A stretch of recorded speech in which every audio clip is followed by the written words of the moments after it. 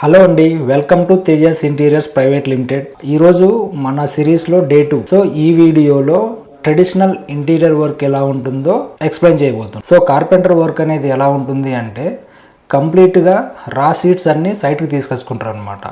రా షీట్స్ అంటే కంప్లీట్గా ప్లేవుడ్స్, లామినేట్స్, హెడ్జ్ బైండింగ్స్ ఇవన్నీ కూడా మనకు సైట్కి తీసుకొని వస్తారు. సైట్కి తీసుకొని వచ్చిన తర్వాత అక్కడే ప్లేవుడ్స్ అనేది కట్ చేసుకుంటారు. ప్లేవుడ్స్ని కట్ చేసిన తర్వాత వాళ్ళకు స్ట్రక్చర్ ప్రిపేర్ చేస్తారు. స్ట్రక్చర్ ప్రిపేర్ చేసిన తర్వాత లామినేట్ను స్ట్రక్చర్కు తగిన విధంగా కట్ చేసుకొని పేస్టింగ్ చేస్తారు అనమాట మాన్యువల్గా. సో దీనివల్ల ప్రాబ్లం ఏమవుతుంది అంటే మాన్యువల్గా పేస్టింగ్ చేస్తున్నారు కాబట్టి ఎయిర్ బబుల్స్ ఫామ్ అయ్యే ఛాన్స్ ఉందన్నమాట ఇక్కడ.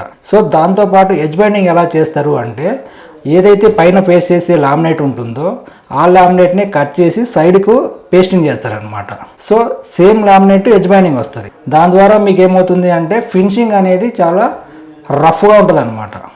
మనం మోడ్యులర్ వర్క్లో వచ్చినంత స్మూత్ ఉండదు అనమాట. ఇది మనకు అక్కడ ఏమవుతుంది అంటే ఎడ్జ్ బైండింగ్ మిషన్ మీద ఎడ్జ్ బైండింగ్ అవుతుంది కాబట్టి కంప్లీట్గా కార్నర్ రౌండింగ్ అయి వస్తుంది అనమాట. దీని ద్వారా ఏమవుతుందంటే మనము మోడ్యులర్లో చేస్తున్నాం కాబట్టి ఎడ్జ్ బైండింగ్ అనేది కార్నర్ రౌండింగ్తో సహా వస్తుంది కాబట్టి మనకు వర్క్ వైజ్ కూడా చాలా నీట్గా ఉంటుంది, చూసేదానికి ఫినిషింగ్ కూడా ఎక్సలెంట్గా ఉంటుంది అనమాట.